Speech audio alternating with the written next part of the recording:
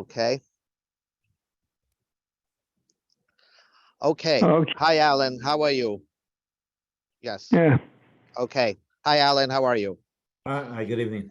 Good evening. Okay, we're just beginning. So we're on Daf. We're going to start from Daf Zayin Amud Beis, the mamish, the last word. The Omer Rav Gidol, and now we go to that. Now we go to. Hold on. Let's see. Okay. Okay. We go to. Let's go to the next page. Hold on a second. Okay. Okay. The Omer Rav Gidol Omer Rav. Now we're top of Daf Ches. Menayin shenishboyin lekayim es a mitzvah. How do you know that you can make a shavua to mekayim a mitzvah? L'moshe, if someone wants to mekayim the mitzvah of matzah or the mitzvah of sukkah or lulav, and he's not sure, the Yetzer Hara tells him it's too expensive, he can make a shavua, he can swear that he's going to be mekayim the mitzvah. Shenema, because the pasuk says, David HaMelech did that. David HaMelech had a problem with his Yetzer Hara, and he said in Tehillim, Nishbati, I would make a shvua, v'kayema, and I would keep the shvua, in order. And what was the shvua about? Lishmar, to preserve mishpatei tzidkecha, your righteous laws, basically. So that's what. So we see that if a person is struggling with the Yetzer Hara, whether to be mekayim a mitzvah, maybe it's too expensive, he can make a shvua. So the Gemara asks a question: how could that shvua take effect? The Chumash says that in order for shvuas to take effect, it has to be anything that's only voluntary things. The Chumash says a shvua is lahara or lahetiv. It means you would eat, ich will essen, oder nicht essen. I'm going to eat or not eat. But to swear that you're going to make a mitzvah, it doesn't work. Why? Because you already, before you were born, you took a shvua, before your neshama came to this world, you took a shvua with the Eibishter that you're going to keep all the mitzvahs. So Mamela, how can you take another shvua that you're going to be mekayim the mitzvah? You already took a shvua already. And therefore it doesn't fit into the chumash of lahara lahetiv. So the Gemara says like this: Ella hakamash malam the share leinish lezaruze nafshe. The smaintazoi. That really, you're right. For the carbon shvua, a person would not be mechayiv a carbon shvua if he took a shvua that he's going to do a mitzvah. You don't have to. There's no carbon shvua if you violate that shvua. But there is an isser called bayachel devorei, that anything that comes out of your mouth, you have to take seriously and don't secularize what you say. In other words, profane what you say. You have to follow through. So there would be a lav, and therefore, what's the chiddush? If there's a lav, so then what's the novelty that you can be mekayim a mitzvah? You could make a shvua to mekayim a mitzvah. So the Gemara says that it is a good thing to do, because if that motivates you to be mekayim the mitzvah, even though we frown upon, we don't want people to take shvuas, but if this is your way to motivate yourself to mekayim the mitzvah, then it's permitted to do so. And that's what David HaMelech said, so again, with this type of mitzvah, if you swear that you're going to mekayim the mitzvah of matzah, or you're going to mekayim the mitzvah, regular mitzvah, say, you won't, if you violate the mitzvah, you won't have to bring a carbon oil of a yared like any other shvua, but you would get a loisese of loyachel devorei. Now the Gemara says another thing. The Amar Rav Gidol Amar Rav. Another thing this Rav Gidol said in the name of his Rebbe Rav. Somebody says, Ashkim be'eshna perek zeh. I'm going to get up tomorrow morning and learn the following perek. Perek Mishnayis. Eshna mesechtazu. I'm going to learn the following mesechta. So neder godod nodar lelekei Yisrael. That's a good shvua. He made a good shvua. It's not a neder. You'll see in the Gemara Nedarim, the word neder and shvua are sometimes used interchangeably. But basically, a neder obviously can't, you're answering something that, the food is also to me. So this kind of statement means he's swearing that I'm going to get up in the morning, he's not going to snooze, and he's going to get up and learn this Masechta. So the Gemara asks a question, how could you make a shvua that you're going to learn And here the Gemara adds the statement, "Ain't shvua chalal shvua." You can't make another shvua on another shvua. In other words, you took a shvua before you came to this world that you're going to keep all the mitzvahs, and there's a mitzvah in the Torah to really learn. Where's the mitzvah in the Torah that you have to learn? Where does it say in the Torah that you have to learn? Maybe the Torah says all you have to do is do the mitzvahs. Where does the Torah Chumash say that you have to learn? So the Ran brings down, because the pasuk says vishinantam. Vishinanta means that whatever you learn, you have to be very clear in your learning. So the pasuk implies that if the pasuk, as the Gemara darshans, you have to be so clear that if someone would ask you what you learned, you could give a very clear answer. So therefore, there is a pasuk in Chumash that says a person's supposed to learn Torah, and therefore you already took that shvua that you're going to commit yourself to learning Torah. So how could you make another shvua on top of the shvua that you already took before you came to this world? My kamashmalam. So what are you going to say?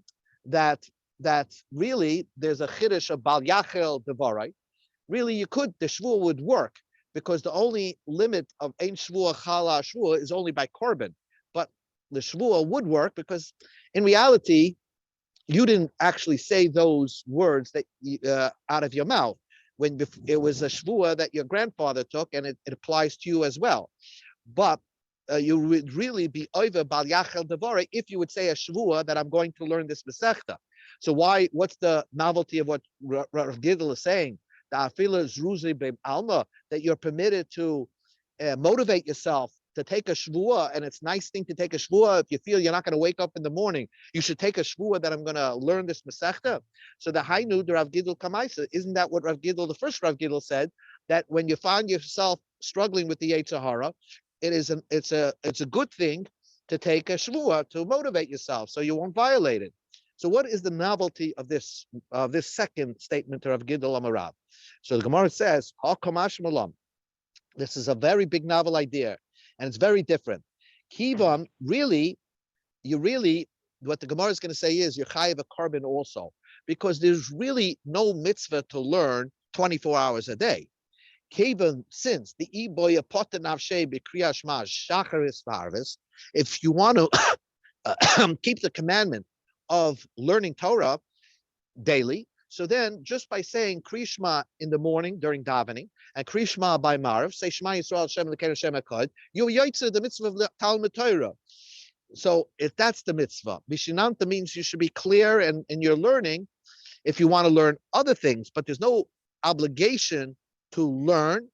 There's no obligation per se.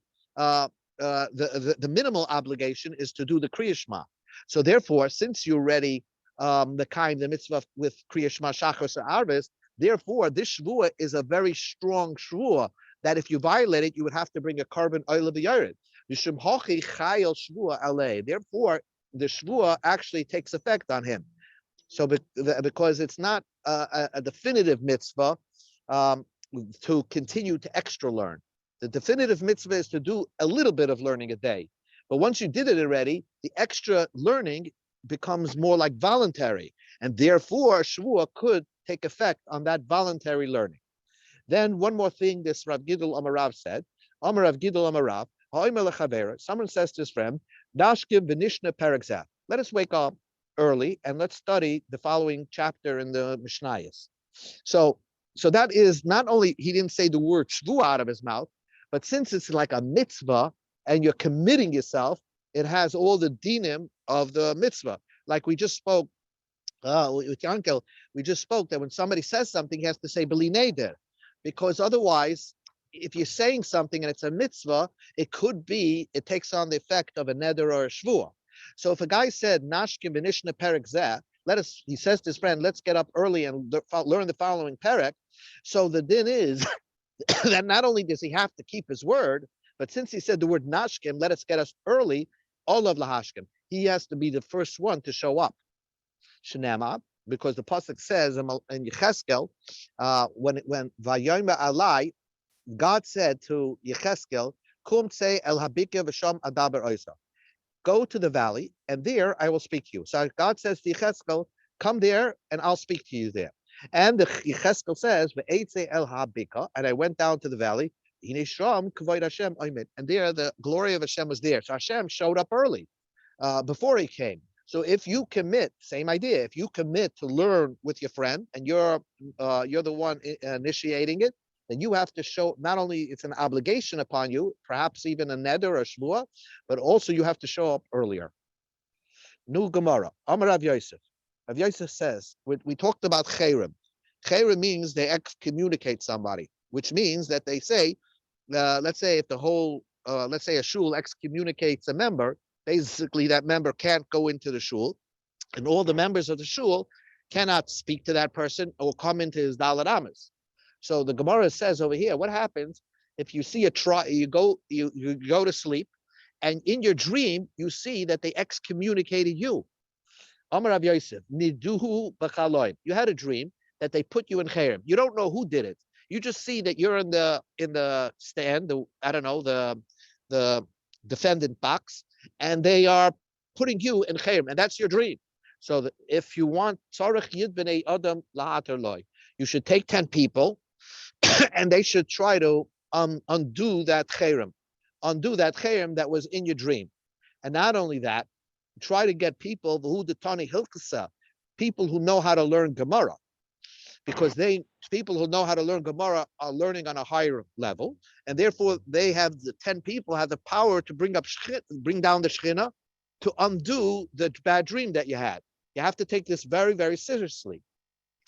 But if you find people who learn Mishnayos, but they don't know Hilkasa, they don't know Gemara, that's not good enough.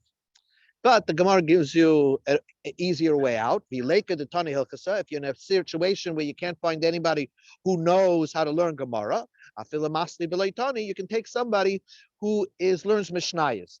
And those 10 people will try to undo the cherem that you saw yourself in a dream. And if you can find 10 people, let's say you're in a small place and you can't find 10 people to sit down and be mater cherem for you, so then you're in trouble, because a bad thing is going to happen to you. So what should you do to protect yourself? Lezel b'leisiv aproshes drachim. You should sit down on the highway, so to speak, where people are passing. V'yov shloima, and say hello and give shalom aleichem lebei yud to 10 people. Ad de miklele asara, until you have 10 people that pass the Gomri Hilchasa that learn Gemara. And therefore 10 people who said Aleichem Shalom to you who learn Gemara, that is a protection for you, to protect you until the time you could actually get those 10 people together in a room to be matter the cherem that you saw in your dream. Fascinating. Amalei Ravina Rav Yaseh. Ravina questioned Rav Ashi further about this dream. Let's say in the dream, Yodaman Shamte, you know exactly who put you in cherem. It was the rabbi or something. You saw that person put you in cherem. Mahu delishulei. Can you give that rabbi, go over to that rabbi? He says, the rabbi had a dream. I saw you put me in cherem. You have to undo it. Can you go back to the rabbi to undo the dream? Do you need the 10 people? Amalei, so Rav Ashi answered Ravina, L'shamute shav yishliach. L'mishrei loy shav yishliach. In other words, in heaven, they made that person that you saw in your dream put you in cherem.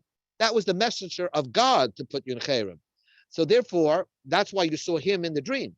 But to undo that, you got to get God to undo the cherem. It wasn't the man, that's rabbi, that put you in cherem. It was Hashem that put you in cherem. And therefore, to undo the cherem, you have to get 10 people, and it's not enough to go back to the rabbi to do it. To undo it, God doesn't send a shliach. Amalei Rav Achal Rav Ashi. Shamte usharele bechel mamahu. What happens in the dream? You saw they put you in cherem, but that you also saw in the dream that they undid the cherem. Can you rely on that? Usharele bechelme. If you saw in your dream that they were mater your cherem. Amalei. So Rav Ashi answered Rav Acha, you can't trust that. Kashem she'i efshar levar b'loy tevim. Since you can't find grains or wheat, let's say, produce without straw, there's always some undesirables in there. So he's basically going to say, Kach, hold on. Kach I efsha lechaloim b'loy devarim b'telem. So also, it is impossible to have a dream without nonsense in there. So it could be that the true part of the dream is that they put you in cherem. The nonsense part of the dream is they took you out of cherem. So therefore, no, you'd still have to go to 10 people to undo the cherem. Now the Gemara says a story. Ravina havalei l'nidre l'dvise. Ravina had his wife made a neder. Asil lekami de Ravashi. Now, he came to Ravashi. Now, this was a type of neder that that the Baal could not nullify. The Baal is limited of what he could nullify. It's Devarim shebeino leveino. We'll learn more about it. But this was a neder that his wife took, and that Ravina wanted, his wife didn't want the neder anymore. And therefore, he sent her husband, Ravina, to undo the neder, to be mater neder on her behalf. Amalei, so Ravina asked Ravashi, Can a husband become a shliach for the regrets of his wife? Now, the question, we'll learn like Taisus, the question is that really a husband is more inclined not to have his wife with a neder. And therefore, even though she expressed that she regrets the neder, he might, in front of the 3 people, in front of the rabbis, add to it words she didn't say of regret. You see, the way the mater neder is that there has to be a sincere regret. And the Bezdin has to determine, are you sincerely regretting the dream? So if the husband is speaking on behalf of his wife, he might add to the story things she never really said in order to get the Bezdin to be mater the neder. So his question was, can a husband be a good messenger for the wife? Maybe she would have to send somebody else to be the messenger, because the husband is too biased to get this neder undone. Malay, so Ravashi answered, in Eloi Eloi. If the Bezdin is in session already, so you didn't have time to prepare. If you find them in session, then you could walk in and then say over, because then, since you didn't have time to think about what you're going to say, we assume that you're going to just repeat what your wife told you. But Eloi, but if the Bezdin wasn't in session, and you're calling it into session, therefore you know when the date, when to show up, so you're going to prepare what you're going to say. And therefore, the concern is that you're going to add words your wife never said, and therefore they're going to be mater the neder based on your false statements in the name of your wife. So the Gemara says, Shma mina tflas. So you learn three things from this story. Shma mina, from here you hear, Baal nasa shliach l'karatas isha. Yeah, true, a husband could be the messenger for the regrets of his wife, to be mater the neder. Ushma mina, and you see here from this, you cannot undo a neder if your rabbi is around, if your teacher is around. You see, Rav Ashi, Ravina could have gotten other people to be mater the neder. I mean, he's a rabbi himself, so he could have just got another 2 people to join him. And why did he seek out another Bezdin and not be mater neder? The answer is because he was in the city of his Rebbe Rav Ashi, and therefore it would be disrespectful if he forms his own Bezdin under the nose of his Rebbe Rav Ashi. So therefore he went to a third party Bezdin. Ushma mina ki mekanfen, if the Bezdin is in session, shapi dami, then it's okay for the husband to act as the shliach for his wife. Now the Gemara says, v'shamta, if somebody puts somebody in cherem, afila ba'asrei the rabbi, even if your rabbi is around, another bezdin you can form the bezdin to undo a cherem, because a cherem is like an emergency situation. You don't want people to be in cherem. So if somebody's in cherem and his rabbi is the rebbe in the town and he has his own bezdin, you could form your own bezdin, your own private bezdin to undo the cherem, because it's a pressing situation. And the Gemara says, that one individual who's considered to be an expert, maybe a person who knows halacha, doesn't mean necessarily a musmach, but who has the license, but he's an expert in halacha, he permitted to undo a cherem by his own, just running the bezdin by himself without 3 people.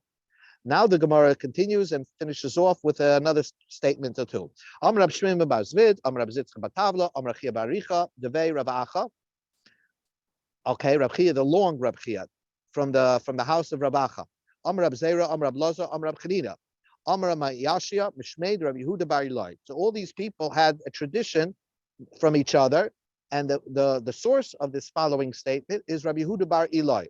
The question is, my diksiv, why does it say in the pasuk, V'zorchu lechem yirei shmi, shemesh tzedakah u'marpeh? That's the pasuk. God will shine the sun on those that fear His name, and therefore it will bring about refuah for them. So the Gemara is giving you an idea. If you want to bring about healing to yourself, Elu b'nei Adam shehen yireim lahoitzi shem shemayim levatala. There are people who are afraid to say God's name in vain. For them, shemesh tzedakah u'marpeh, the sun righteously will come out and heal them. So, like a segula for being healed is to be careful in how you say brachos and how to pronounce Hashem's name, and not to say it in name. Say the right bracha for the right food, etc., etc. And also say it with reverence and awe. I had Rebbe in school that before they would make an apple, my Rebbe used to put on his hat to make a bracha eitz on an apple, to have a double covering. This is Indian to have you're about to say God's name, you get into a serious position with your body. Amar Abaya said, Shma mina chagre de yomi mosi. The healing of the sun, the dust of the sun, basically the sun rays, can heal you, and that we know. The sun has vitamin D and all that initiates healing. Says the Gemara, this understanding of this pasuk disagrees with Rab Shimon ben Lakish, the Amar who said, "Ein gehenim la'olam haba." When there's no gehenim when there's tchias hamesim. When a person dies, yes, there's Gan Eden and Gehenim, but then there's a concept where your bodies will get up for tchias hamesim that we say, everybody will get up tchias hamesim. At that time, Gehenim will cease to exist. So, but some people who will be Rishoyim that got cleansed in Gehenna, they won't have it good at that time. You don't think all of a sudden they got cleansed in Gehenna, or all is going to be well. You're going to see what's going to happen. God takes the sun from its suitcase, so to speak. He takes away the ozone layer, basically. And tzaddikim misrapim ba. Tzaddikim will use that extra power of the sun to become healed by it. U'rishoyim nidainim ba. And Rishoyim will be punished by it. Shenamar, the pasuk says, "V'zorchu lechem yirei shmi," it will shine for them, those that fear my name, which are tzaddikim. Shemesh will be shemesh tzedakah marpa, which means the sun will be healing to those tzaddikim who are yirei shmi. V'loi oi, not only that, elishemus adnim ba, they'll enjoy it. Shenema b'yatzasim, they will go out. The pishtam, they will jump ke'eglei marbek, like calves in a stall. In other words, they're jumping with excitement because of that ultimate power of light that they will have from the sun and healing. V'harishoyim, but the Rishoyim nidanim ba will be punished by it. Shenema hine yoyim ba boyer katana. There will come a time that you'll burn up like a hot furnace, like an oven. What this means is that in the future, a person will see what he could have become. It'll become clear that all the gifts and talents and everything that Hashem gave you, and if you used it correctly, you're a tzaddik, you used it correctly to the fullest, then you'll be proud of what you did, and therefore you'll have healing with it. But Rishoyim throughout, and this is Lenetzach L'Tzachem, will always feel like a sense of not good, of remorse, because they see what could have become with them, and they just squandered away the gifts that HaKadosh Baruch Hu gave. So we should all be zoicha to the Tchias HaMeisem and the light of the sun, which will bring about ultimate healing for us. Okay. Enjoy your simcha. Thank you very much. Thank you.